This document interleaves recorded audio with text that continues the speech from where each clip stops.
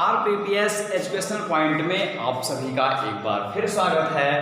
मैं विजय यादव कक्षा 10 के विद्यार्थियों के लिए अध्याय 3 से संबंधित कुछ छूटे हुए टॉपिक हैं जिनको लेके आया हूँ। अध्याय 3 आप लोगों ने अम्ल क्षार एवं लवण, जिसमें अम्ल क्षार की परिभाषा, उनके कह सकते हैं प्रकार, भौतिक गुण, रासायनिक गुण, फिर इसके उपरांत उपयोग, तदुपरांत आप लोगों ने फिर लवण के बारे में पढ़ा। लवण के अंतर्गत आप लोगों ने जो है दो लवणों का अध्ययन इसके पीछे वाले वीडियो में आप लोगों ने किया है। तीसरा आपका देखेंगे बेकिंग सोडा का अध्ययन करना है, जिसमें हम लोग इसके निर्माण विधि, भौतिक गुण, रासायनिक गुण, उपयोग के बारे में अध्ययन करेंगे।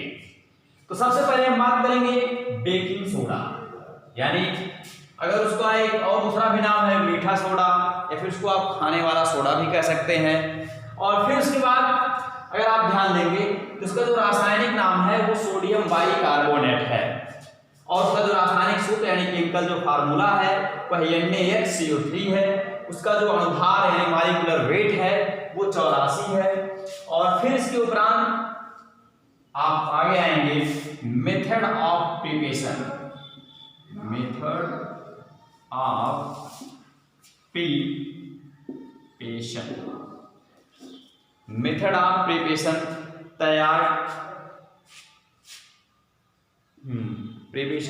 तैयार करने की विधि। तो सबसे पहले बताएंगे बेकिंग सोडा कैसे बनता है। तो बताया जाता है कि सोडियम कार्बोनेट के जलीय विलयन में CO2 गैस प्रवाहित करने से बेकिंग सोडा का निर्माण होता है। एक बार फिर से सुनिएगा, सोडियम कार्बोनेट यानी आप कह सकते हैं आप धामन सोडा, धामन सोडा के जलीय विलयन में कार्बन डाइऑक्साइड गैस प्रवाहित करने पर प्रयोगशाला में बेकिंग सोडा का निर्माण किया जाता है, अथवा सोडियम बाइकार्बोनेट का निर्माण किया जाता है। तो आप यहां पर रिएक्शन देखेंगे,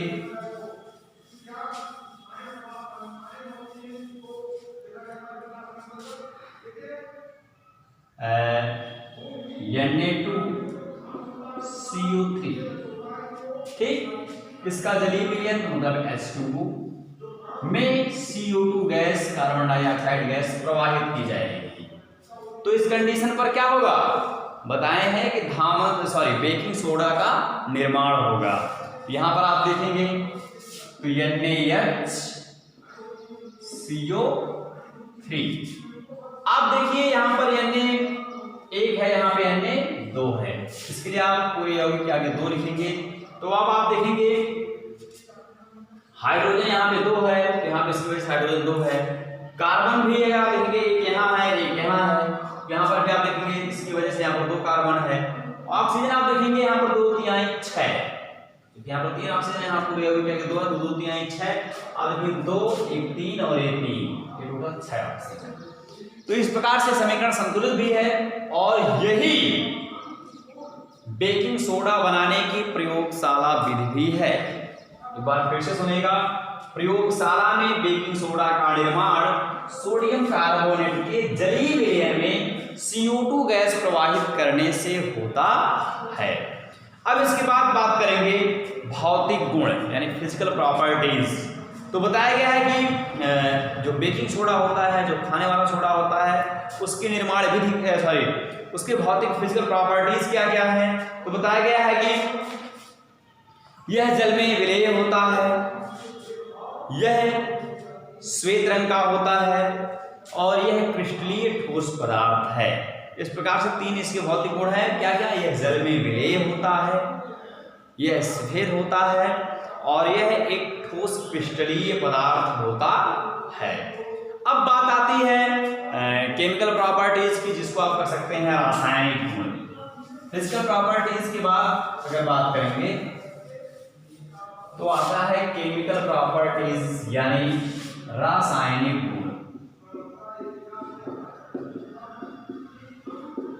रासायनिक गुण, केमिकल प्रॉपर्टीज। अब तक आप लोगों ने क्या क्या चीजें पढ़ा है? सबसे पहले बेकिंग सोडा के सामान्य नाम, उसके रासायनिक नाम, रासायनिक सूत्र, अणुभार, फिर बनाने की विधि, फिर भौतिक गुण, और फिर इसके बाद जो है आप लोग आगे जो पढ़ने जा रहे हैं वो है क्या, रासायनिक गुण, केमिकल प्रॉपर्टी। सबसे पहले अगर आप ध्यान देंगे इसमें तो ऊष्मा का प्रभाव, इफेक्टिंग ऑफ हीट, ऊष्मा का प्रभाव,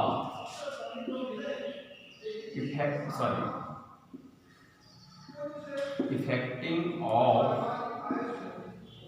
हीट। तो आप देखिए ऊष्मा का प्रभाव क्या होता है, तो यही बताया जाता है कि अत्यधिक ताप पर ऊष्मा देने पर, अत्यधिक ताप पर ऊष्मा देने पर सोडियम बाइकार्बोनेट पुनः सोडियम कार्बोनेट में परिवर्तित हो जाता है, अर्थात जिन जिन यौगिकों से मिलकर वो बना होता है फिर उन्हीं अवयवों में वो टूट जाता है। तो आप यहां पे देखेंगे NaHCO3 रिएक्शन विद गर्म करने का निशान, आप बनाएंगे क्या, Na2CO3 plus H2O plus CO। ये इतनी चीजें लगी थी इसके निर्माण प्रोसेस में, लेकिन जब ये बन गया इसके बाद इसको फिर टेम्परेचर दिया गया तो पुनः जिन जिन यौगिकों से मिलकर बना है उसी यौगिकों में कह सकते हैं आप विखंडित हो जाता है, टूट जाता है। फिर इसके बाद अगर आप अगला रिएक्शन देखेंगे जल से अपक्रिया, यानी अगर आप दूसरे रिएक्शन की बात करेंगे जल से क्रिया, अभिक्रिया रहेगा,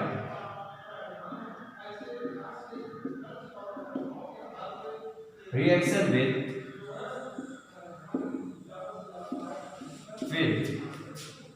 वाटर। अगर आप बात करेंगे जल से अपक्रिया करने पर क्या होता है, दूसरा रासायनिक गुण है, इसमें जहां तक बताया गया है कि जल से आप कह सकते हैं आप हाइड्रेशन, तो जल से अपक्रिया करके बेकिंग सोडा, जल से अपक्रिया करके बेकिंग सोडा प्रबल क्षार एवं दुर्बल अम्ल का निर्माण करता है।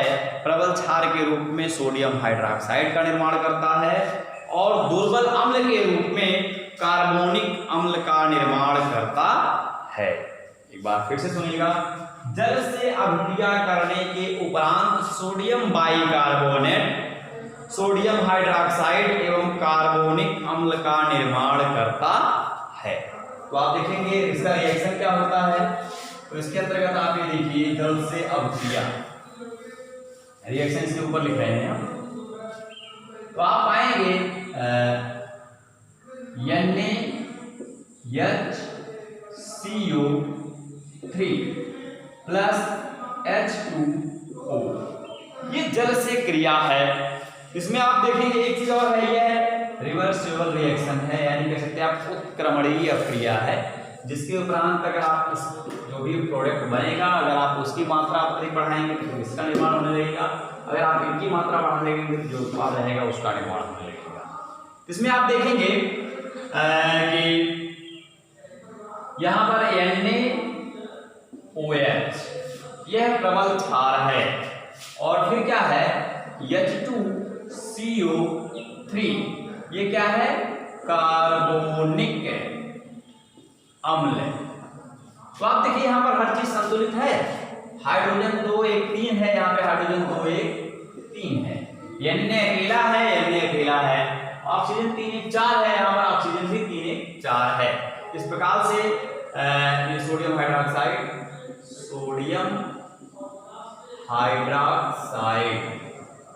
ये आप देखिए जल से अपक्रिया यानी रिएक्शन विद क्या है, वाटर। इसमें आप लोगों ने यही पाया कि बेकिंग सोडा जल से अपक्रिया करने के उपरांत प्रबल क्षार एवं दुर्बल अम्ल का निर्माण करता है। प्रबल क्षार के रूप में सोडियम हाइड्रोक्साइड का निर्माण करता है एवं दुर्बल अम्ल के रूप में कार्बोनिक एसिड का निर्माण करता है। अब फिर इसके बाद अगर आप ध्यान देंगे अम्लों से अभिक्रिया, यानी तीसरा रिएक्शन क्या है, अम्लों से अभिक्रिया। इसके पहले आप लोगों ने दो रिएक्शन पढ़ा, एक ऊष्मा का प्रभाव। ऊष्मा के प्रभाव में आपने देखा जो सोडियम बाइकार्बोनेट है वो जिन यौगिकों से मिलकर बना था उन यौगिकों में अपघटित हो गया, लेकिन जल से अभिक्रिया करने के उपरांत आप लोग यहाँ पर देख रहे हैं प्रत्यक्ष उदाहरण के रूप में ये प्रबल क्षार और दुर्बल अम्ल के रूप में विघटित हुआ है। फिर इसके बाद अगर आप ध्यान देंगे आगे तीसरा बताया जाता है कि रिएक्शन विद एसिड, यानी अम्लों से अभिक्रिया। तीसरा है अम्लों से अभिक्रिया।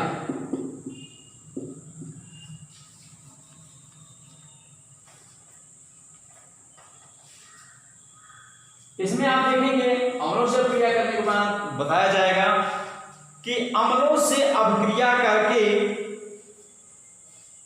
सोडियम बाइकार्बोनेट लवण एवं CO2 गैस का निर्माण करता है। एक बार फिर से सुनिएगा, अम्लों से अभिक्रिया करके सोडियम बाइकार्बोनेट लवण एवं CO2 गैस का निर्माण करता है। अगर आप अम्लों से अभिक्रिया कराइए, चलिए देखते हैं कौन से अम्ल से अभिक्रिया कराएंगे। आप मान लीजिए कि HCl से करा सकते हैं, H2SO4 से करा सकते हैं। यहाँ पर देखिए आप NaHCO3 और H2SO4, तो आप देखेंगे यहाँ पर क्या पाएंगे, Na2SO4 sodium sulphate plus CO2 gas भी बनेगी, ये तो बनना ही बनना है। अगर और कुछ बनेगा, हाइड्रोजन और ऑक्सीजन है यहाँ पर संयोजन में, तो आप देखेंगे H2O भी बन सकता है। अभी देखेंगे रिएक्शन में, आप ध्यान दीजिए। तो Na2SO4 सोडियम सल्फेट बना है, यहाँ पर Na कितना है, 2। अब देखेंगे हाइड्रोजन कितना हो गया, 2 दूना, या चूंकि यहाँ पर 2 है, यहाँ पर भी 2 हो गया, इसमें से 2 दूना 4 हो गया। यहाँ पर हाइड्रोजन 2 है, तो आप यहाँ पे 2 कर दीजिए। अब आप देखेंगे कार्बन अगर आप ध्यान दीजिए तो यहाँ पर 2 है, यहाँ पे कार्बन अकेला है, इसको भी आप 2 कर दीजिए। अब देखिए सल्फर अकेला है। ऑक्सीजन को अगर आप बात करेंगे तो यहाँ पर 2 तिहाई 6, 4 10, यहाँ पे आप देखेंगे 2 दूना 4 और 2 6 और ये 4 10, 6 4 10। तो टोटल मिला के यही रिएक्शन है अम्लों से अभिक्रिया करने पर। अगर आप मान लीजिए कि आप अम्लों से अभिक्रिया के अंतर्गत में अगर आप HCl को ले लीजिए, मान लीजिए दूसरा उदाहरण का मूल्य NaHCO3 प्लस HCl, तो आप देखिए यहाँ पर क्या बनेगा, NaCl, ठीक है। फिर उसके बाद आप देखेंगे H2O और फिर प्लस CO2, सेम वही प्रोसेस। आप देखेंगे Na अकेला, Cl अकेला, हाइड्रोजन यहाँ पर 1 है, यहाँ पर 1 है, वहाँ पर 2 हाइड्रोजन है। ऑक्सीजन आप देखेंगे 3 होना चाहिए, तो 1 यहाँ है, 2 यहाँ है, 3 है। कार्बन अकेला है, कार्बन यहाँ पर भी अकेला है। इन दोनों उदाहरण से आप समझिए, इस दोनों उदाहरण से आप ये समझिए कि अम्लों से अभिक्रिया करने के उपरांत अगर आप HNO3 से कराएंगे तो वहां पर भी यही होगा, NaNO3 H2O और HCl, तीसरा भी रिएक्शन यही आएगा। तो अम्लों से अभिक्रिया करने के उपरांत सोडियम बाइकार्बोनेट लवण का निर्माण करता है, जल भी बनाता है और साथ में CO2 गैस भी मुक्त करता है। अब फिर इसके बाद आप देखेंगे कह सकते हैं आप बेकिंग सोडा का उपयोग क्या क्या होता है, कहाँ कहाँ होता है। तो सबसे पहले चूंकि ये CO2 गैस मुक्त करती है, इसके इस नाते या फिर देख सकते हैं आप इसके कारण इसका उपयोग अग्निशामक यंत्रों में किया जाता है। उसके साथ साथ अगर आप ध्यान देंगे फिर आमाशय में पेट की अम्लता दूर करने में भी इसका उपयोग किया जाता है, यानी भोज्य पदार्थ के रूप में भी उपयोग होती हैं। झाग पेय पदार्थ एवं गोलियों के रूप में इसका उपयोग किया जाता है। चर्म रोगों के निदान में किया जाता है। प्रयोगशाला में अभिकर्मक के रूप में किया जाता है, यानी आप कहेंगे बेकिंग सोडा के उपयोग, बेकिंग सोडा का उपयोग, तो तो इसके अकॉर्डिंग आप ध्यान देंगे, यानी यूजेज ऑफ बेकिंग सोडा, चाहे सोडा लेंगे चाहे पाउडर लेंगे, बात एक ही है। तो बेकिंग सोडा का जो उपयोग है सबसे पहले क्या है, प्रयोगशाला में अभिकर्मक के रूप में, दूसरा चर्म रोगों के निदान में, तीसरा झाग युक्त पेय पदार्थ बनाने में, चौथा आप कह सकते हैं आग बुझाने वाले कह सकते हैं आप अग्निशामक यंत्रों में। इस प्रकार से ये सब इनके उपयोग हैं। और यहीं पर आपके सिलेबस के अकॉर्डिंग बेकिंग सोडा का जो टॉपिक है वो समाप्त होता है। फिर अगला जो टॉपिक शुरू होता है आपका धावन सोडा, यानी कह सकते हैं आप अब धावन सोडा का आप लोग को निर्माण विधि, भौतिक गुण, रासायनिक गुण, ये सब चीजें पढ़नी है। तो धावन सोडा में आइए, धावन सोडा इंग्लिश में वॉशिंग सोडा। अगर आप आएंगे रासायनिक नाम के अंतर्गत आएगा sodium carbonate, sodium carbonate Deka hydrate. रासायनिक सूत्र के अंतर्गत अगर आप आएंगे इसमें पाएंगे आप Na2CO3 इंटू 10H2O, ये इसका क्रिस्टलाइज रूप है। और फिर इसके बाद अगर आप आएंगे अणुभार, तो इसका जो अणुभार होता है वो 286, यानी मॉलिक्यूलर वेट अणुभार अगर आप आएंगे 286, क्योंकि हर एक जो भी तत्व शामिल है उसकी संख्या के आधार पर अगर आप ध्यान देंगे तो ये इसका 286 आएगा। तो ये इतनी चीजें आपकी जनरल चीजें हैं। तो अब जो है हम लोग चौथा कह सकते हैं, क्योंकि तीन आप इसके पहले पढ़ चुके हैं, इसमें आप NaCl पढ़े हैं, ब्लीचिंग पाउडर पढ़े हैं, बेकिंग सोडा पढ़े हैं। ये तीन आपने भौतिक गुण, रासायनिक गुण एवं उपयोग एवं बनाने की विधियां, ये सब का उल्लेखन हो चुका है। अब आपका चौथा रौण आता है धावन सोडा, जिसके अंतर्गत इसका इंग्लिश नाम वॉशिंग सोडा है, रासायनिक नाम सोडियम कार्बोनेट डेकाहाइड्रेट है, रासायनिक सूत्र Na2CO3 × 10H2O है, और जो अणुभार है वो 286 है। इसके नीचे अगर आप आएंगे अन्य चीजें क्या है, यहाँ पर शुरू हो जाएगा निर्माण विधि, यानी निर्माण विधि, method of preparation, method of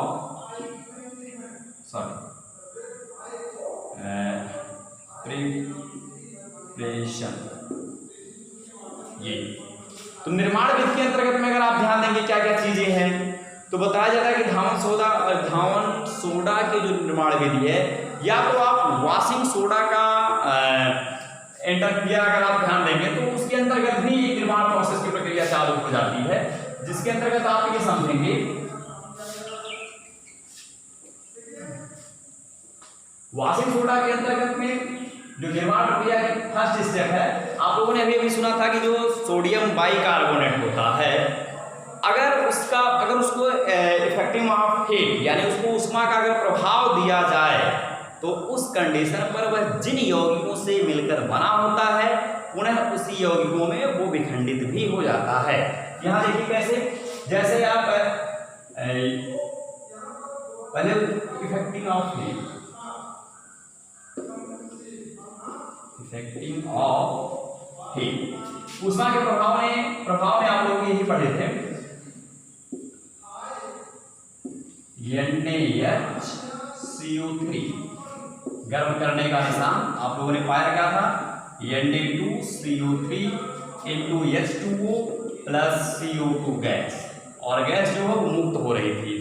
इस कंडीशन में आप लोगों ने इसी का विलयन पाया था, और विलयन को केवल आप गर्म कर देंगे तो इसमें जो उपस्थित जल की जितनी अधिक मात्रा है वह निरंतर वाष्प के रूप में परिवर्तनशील होती रहेगी। एक कंडीशन ऐसी आएगी जिसमें वाष्पित अवस्था बंद हो जाएगी, फिर उसके बाद आप गर्म करना बंद कर देंगे तो अपने आप धीरे धीरे एक क्रिस्टलाइज रूप में आ जाएगा। एक कंडीशन ये निर्माण विधि की है। फिर इसके बाद आप आइए इसमें भौतिक गुण यानी फिजिकल प्रॉपर्टीज,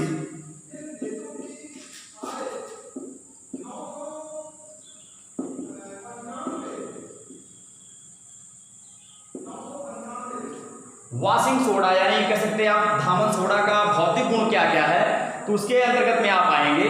यह भी एक सफेद रंग का क्रिस्टलीय चूर्ण पदार्थ होता है जिसका गलनांक 850 अंश सेंटीग्रेड होता है। फिर इसके बाद यह भी जल में विलीय होता है, यह भी श्वेत रंग का होता है, क्रिस्टलीय ठोस पदार्थ होता है। और फिर इतनी 4 चीजें हैं। यह एक क्रिस्टलीय ठोस पदार्थ है, इसका गलनांक 850 सेंटीग्रेड है। फिर इसके बाद अगर आप ध्यान देंगे तो ये बताया जाता है कि यह भी जल में विलीय होता है। अब बात आती है केमिकल प्रॉपर्टीज की यानी रासायनिक गुण की।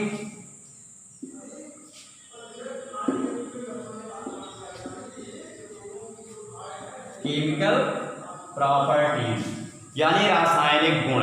रासायनिक गुण के अंतर्गत में अगर आप देखना चाहेंगे क्या क्या चीजें आती हैं, तो इसमें सबसे पहला इसमें भी है वही ऊष्मा का प्रभाव, इफेक्टिंग ऑफ हीट। उस कंडीशन पर फिर से क्या है,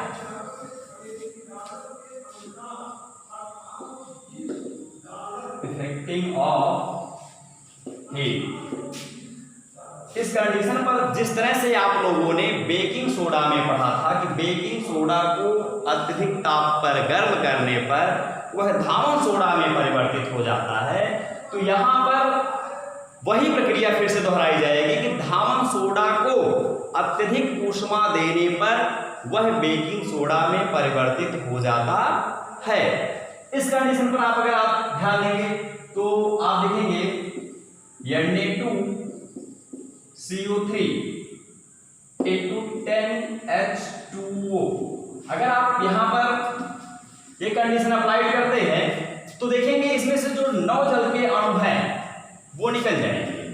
आप देखिए Na2CO3 और into H2O प्लस 9H2O, ये जो होगा वो लगभग निर्जल धामन सोडा के रूप में जाना जाएगा। लेकिन इसके भी बाद में अगर आप टेम्परेचर देते गए उस कंडीशन पर क्या हो जाएगा, Na2CO3 into H2O अब भी टेम्परेचर दिया जा रहा है, उस कंडीशन पर यहां पर हो जाएगा Na2CO3 प्लस H2O। ये लगभग 95% तक निर्जल हो गया था, यहाँ पर ये लगभग नियर अबाउट 99.99% तक ये निर्जलीकृत हो जाएगा। फिर इसके बाद अगर आप इसके उपयोग के बारे में आते हैं धामन सोडा के, तो बताया जाता है धामन सोडा का जो उपयोग होता है प्रयोगशाला में गर्मक के रूप में किया जाता है, कागज एवं कपड़ा उद्योग में भी इसका उपयोग किया जाता है, आग बुझाने वाले यंत्रों में भी इसका उपयोग किया जाता है। और फिर आप देखें कांच की चिकनाहट को दूर करने के लिए यह उपयोग में लाया जाता है, जल की कठोरता को दूर करने में इसका उपयोग है। इस प्रकार से आज की वीडियो में इतना ही।